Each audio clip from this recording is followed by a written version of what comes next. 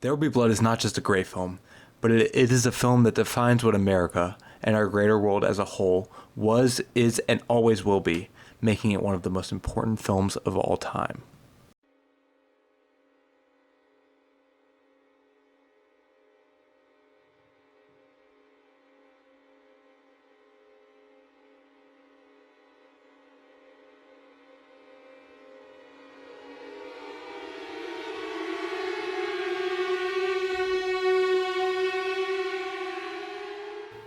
There Will Be Blood, the 2007 epic by writer-director Paul Thomas Anderson, starring Daniel Day-Lewis, is a film that grossed over $75 million worldwide, picking up 8 Academy Award nominations and appeared on several critics' top 10 end-of-the-year lists.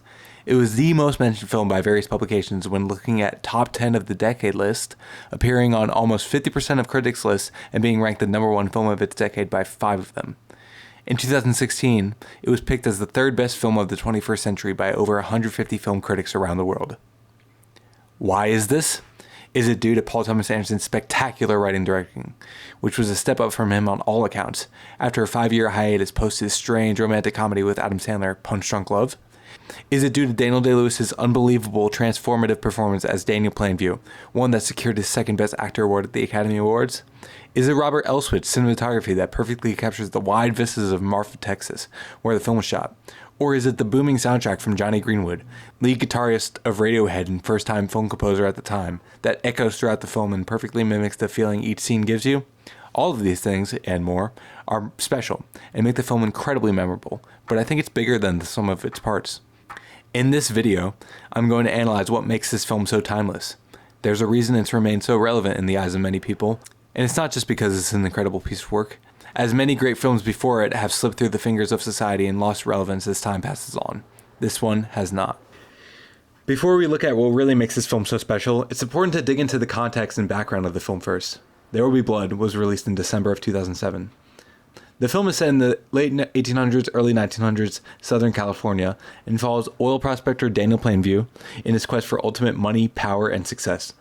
With help from his adopted son, H.W. Plainview, Plainview buys up a small California town and turns it into his own oil site, where he is challenged by the young preacher Eli Sunday, who strives for his own sense of power in a different way.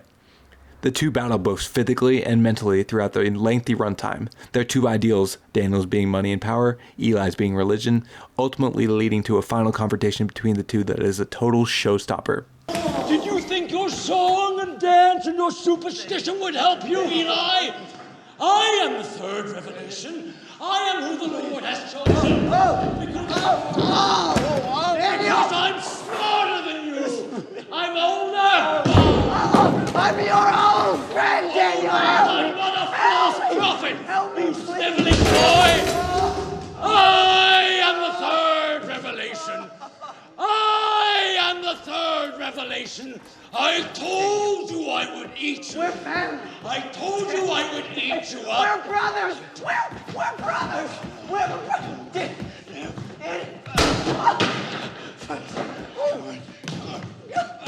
Daniel, please forgive me. I beg you. Forgive you. I beg you. That's it.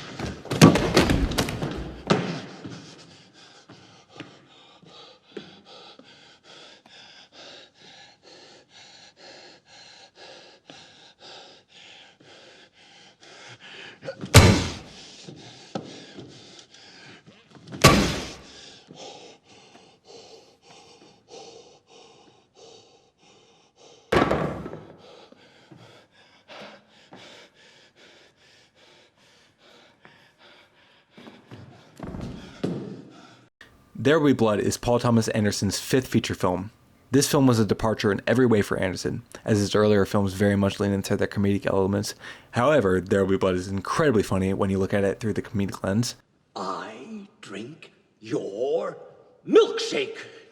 And they all follow a sprawling ensemble cast of characters, as seen in films like Boogie Nights and Magnolia. There Will Be Blood is very much a character study, our main character Daniel Plainview making up essentially every second of the 158-minute runtime. The script by PTA is a loose adaptation of Upton St. Clair's 1927 novel Oil. Anderson used only the first couple hundred pages of the novel as inspiration for this story, saying that there's not enough of the book to feel like it's a proper adaptation. In an early 2008 interview with the AV Club, Anderson discussed writing the screenplay, saying, "There are so many other things floating around. At a certain point, I became aware of the stuff he was basing it on. What he was writing about was the life of oil barons Edward Doheny and Harry St. Clair. So it was like having a really good collaborator, the book."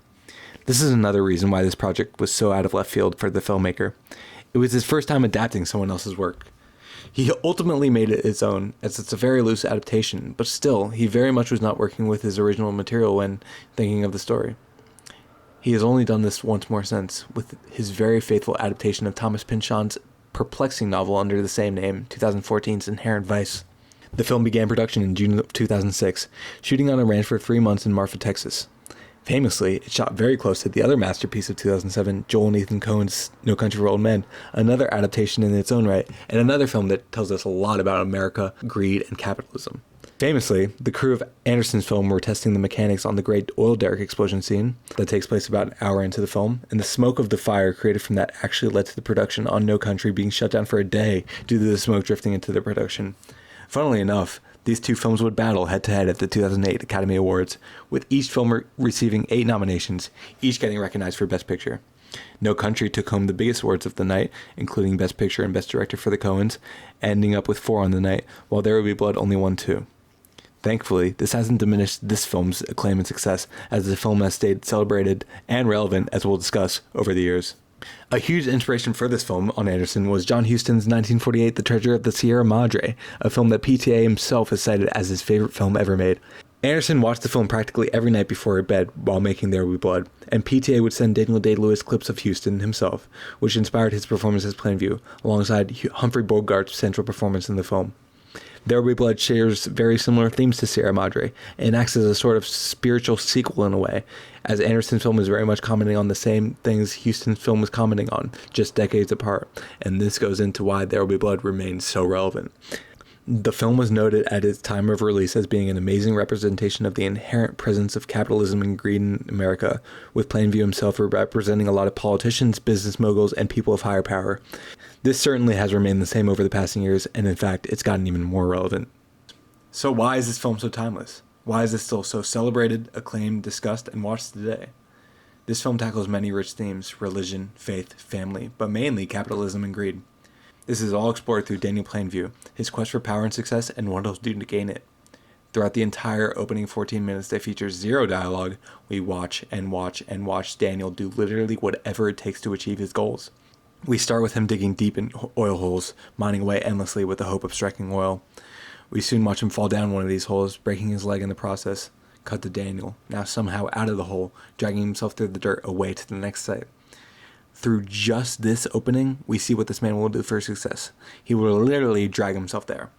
This continues throughout the rest of the film, as we see him use this boy who he technically adopted, but more or less stole, as a prop in order to support this idea of his business being a family business. Police. I'm a family man. I run a family business. This is my son and my partner, H.W. Plainview. We offer you the bond of family that very few oil men can understand. Once H.W. has fulfilled his needs and becomes a burden to Daniel after his tragic accident at the oil derrick, leaving him deaf, Daniel then abandons him for good. Daniel atones for this later in the film, and you can sense some remorse for his action with H.W. in the iconic baptism scene. I abandoned my child. Say it louder. Say it louder. I've abandoned my child! I've abandoned my child! I've abandoned my boy! However, at the end of this scene, you can very clearly see that this was essentially all an act, as he was just trying to get through this in order to fulfill his agreement with Bandy to get his pipeline built. Although one could argue he meant it too. This is what makes the film so great and so complex. Two things can be true at once. There's victory win. There's wonderful power in the blood. This capitalism and greed we see in the movie perfectly reflects the capitalism and greed in America during the time period the film was set in, when the film was released, and it still perfectly depicts our society to this day. This is why I believe the film has stayed relevant over the years, as the film will continue to stay relevant as the years pass on, as it already has. The character of Daniel Plainview can be assigned to whoever is in any position of power at any time. He's been compared to Donald Trump. You can compare him to figures like Elon Musk, Mark Zuckerberg, even some popular sports team owners, essentially anyone in a position of power who will stop at nothing to retain that power. Obviously, Daniel is an exaggerated version of this type of person, but not by that much. However, the comparisons are still apt. As mentioned earlier, PTA cited Upton's novel as a reflection of the Doheny family, Edward Doheny being a famous American oil tycoon, drilling the first well in 1901.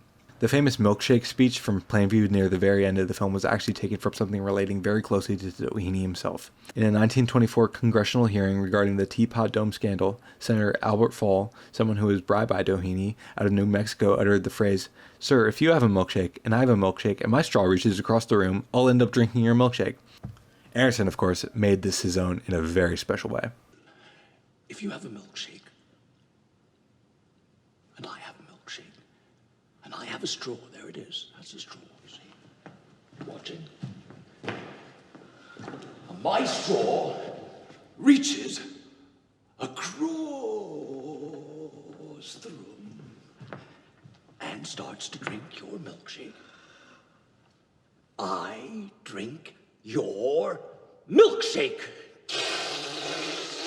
I drink it up! The Doheny connections don't stop there. The interior scenes in Daniel's mansion at the end of the film were filmed at the Greystone Mansions in Beverly Hills, which was the real-life home of Edward Doheny Jr., a gift from his father, Edward Doheny. This is notable due to where we find Daniel when he's at the mansion at the end of the film. This is the lowest we see Daniel, yet he's holed up in a large, fancy, and suave mansion. There is no downfall for Daniel. Yes, he abandons his son. Yes, he even murders someone at the end, but we never see him face retribution for his acts. At worst, he surrendered to a life as a drunken maniac, but one could argue he was like that for the entire film. This accurately reflects the fate of most of the figures Daniel Plainview is supposed to represent. Usually, these people with great hunger and thirst for power rarely face repercussions for their actions and end up like Daniel, alone but surrounded by great wealth and status. As we've seen, Daniel will obviously stop at nothing to fulfill his quest for ultimate power and success. He hates most people and is solely focused on one goal. I have a competition in me. I want no one else to succeed.